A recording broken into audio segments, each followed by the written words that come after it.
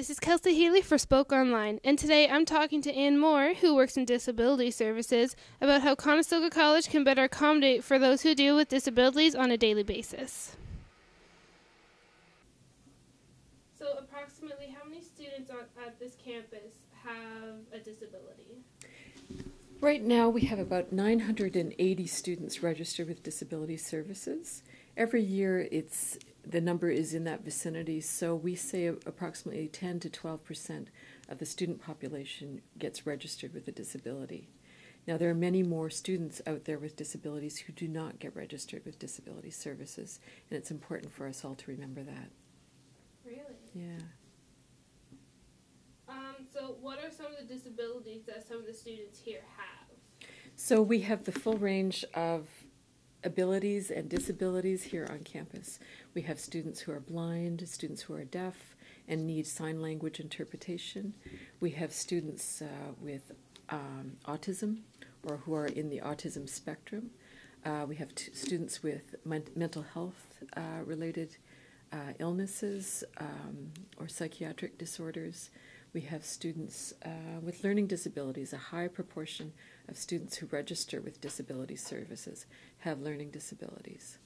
So we've got the full range of disabilities, just like you would find in the general population.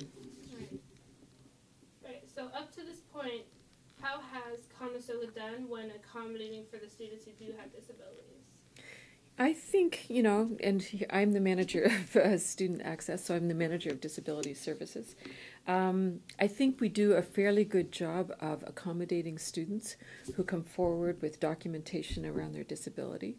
And so based on that documentation, we put accommodations in place, and then we let faculty know about what accommodations are needed in the classroom.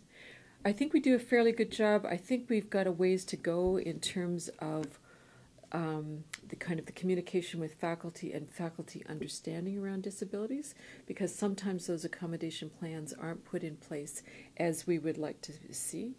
So we are doing a huge amount of training with our faculty this year. In May and right up to the month of May, we're going to be delivering workshops in what we call universal instructional design, which help faculty understand how to set up their classrooms so that students with disabilities will be accommodated just by the way they already present.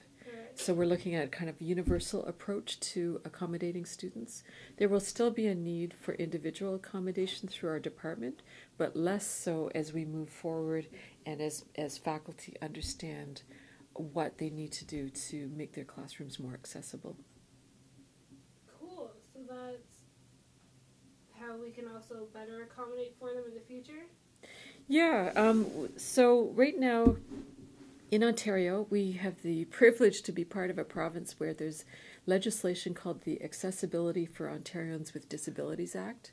And that legislation is going to impact all public and private businesses and services in Ontario over the next 10 years. It's a plan to create accessibility in all areas of the environment, and so it's going to impact education and